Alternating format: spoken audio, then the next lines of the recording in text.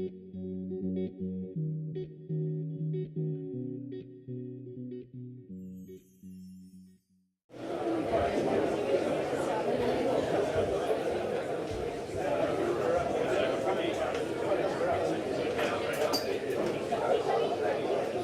folk, we want to get going. So far the time, we've stuck to the program and we want to keep it that way.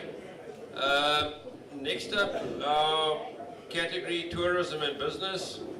And we're going to kickstart it with Steve Tredoux, who's going to share a couple of success stories in Kenton. Thank you.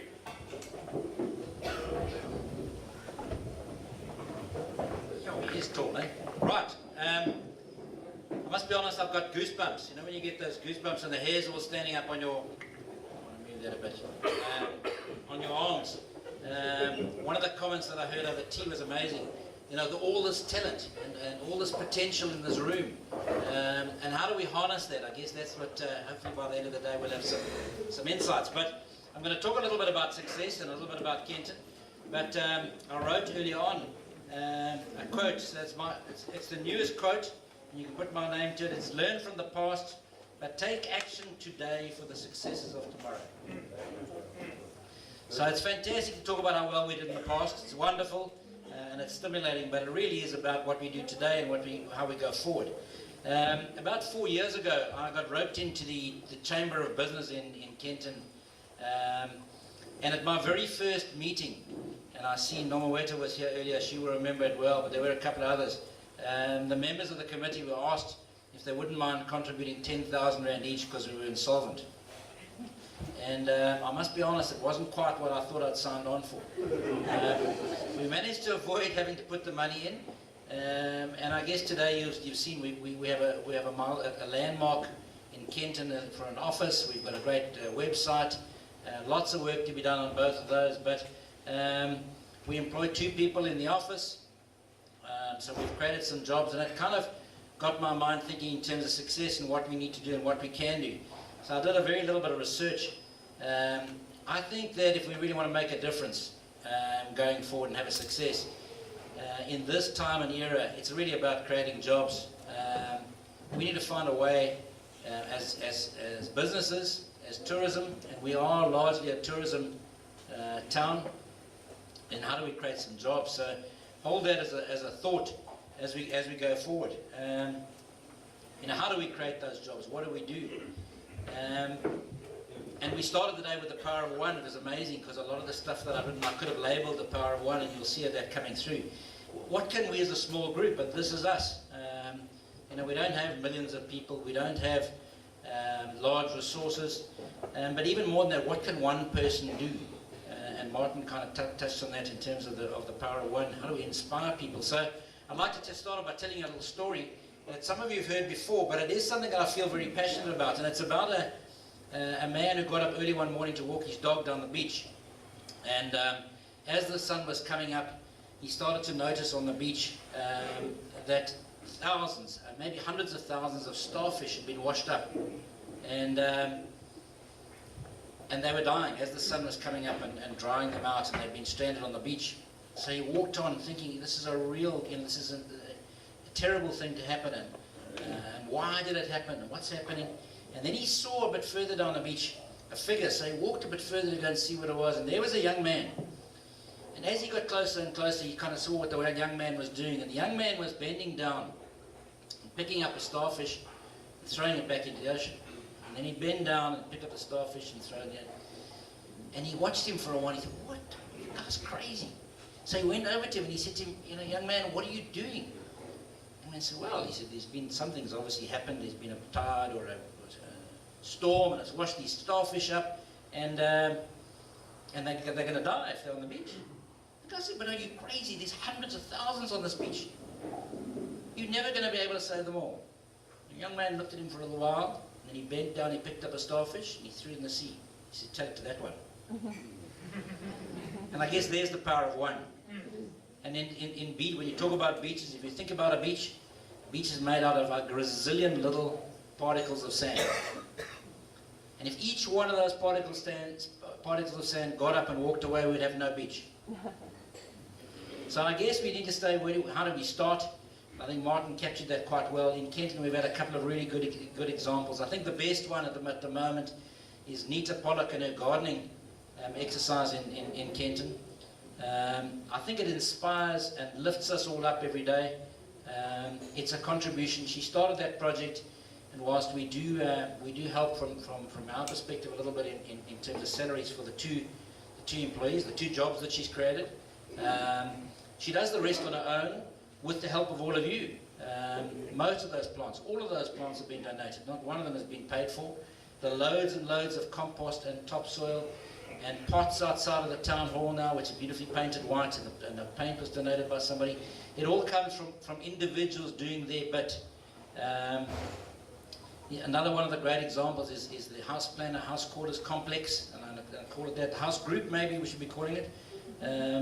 When that business started about 8 years ago, it started from small beginnings. About 6 people, and they had their Christmas lunch, I think over the weekend, 40 full-time employees. Kenton Garage Deli Volo Complex, when Eugene de Wit bought that business, he had 4 permanent employees working at the petrol station and 3 temps. He now has 51 full-time employees employed in that part of the world, and if you add those few bits and pieces up, just that lot comes to nearly 100. And I believe from statistics from the stats department that for every person that has a job, it supports 6 people. So there are 600 people living off those businesses we started from very small beginnings, both about 8 years ago. And I guess that's kind of remarkable. But kind of what have they done? And I went looking for a few examples of what we could think about. One of my heroes is not quite as well known in South Africa as we should. It's a chap by the name of Mark McCormack, and he was a young lawyer came from Yale University, started a sports management business, and his first customer was Arnold Palmer, before golf was quite as popular as it is today. And then later on he represented Jack Nicklaus and Gary Player, and from then into all sorts of things, not only golfers but other sports, politicians, all sorts of things. And one of the things that he said that always resonates with me is, you don't have to reinvent the wheel, just attach it to a wagon. And I guess we get back to the power of one that Martin was talking about. It's not as complicated as we always think. McCormack was also very well read, and he wrote some books. He wrote one called What They Don't Teach You at Harvard Business School, and he never actually got a business degree where he was a lawyer, as I say. But one of the things that I've used many times in speaking is, he said, all things being equal, people will always do business with a friend. All things being unequal, people will still do business with a friend. You need to think that one through a little bit. Sit back, kick it up, think about that a little while. It's your contacts, it's the network that you have. That doesn't mean that you mustn't be uncompetitive. It means that you need to use the people that you know, and you will always go back to where you know. And I think we need to engender that kind of thinking in our community.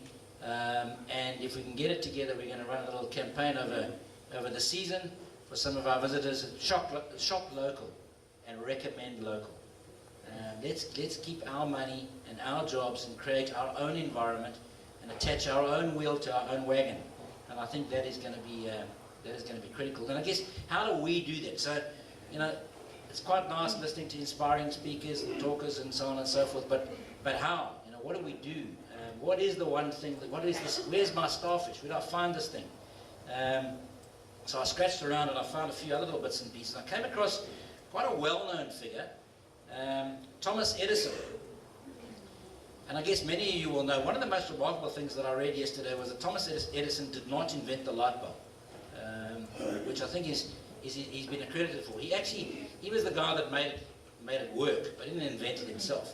But he was America's most famous inventor, having patented over 1,000 different patents that are still in operation today, amongst them the phonograph, films and movies, the telegraph, and alkaline batteries. And some are using lithium-ion in your phones, but that's who he was. And he's famous for a couple of quotes. And I'm going to finish off with him. But one of his quotes is I have never failed. I've just found 10,000 ways that don't work. And I guess the one that you will all know, and I didn't realize he was the one that said it. Genius is 1% inspiration and 99% perspiration. And then I'll just finish off with a story about his schooling. So he came home as a little boy to his mother with a letter from the teacher. And he gave it to his mother, and she read it. And he said, "What does it say?" And with tears in her eyes, she read him the letter. And she said, "The teacher says that you're a genius, and you're far too clever for the school, and that they don't have teachers that are qualified to teach you, and that I must teach you at home."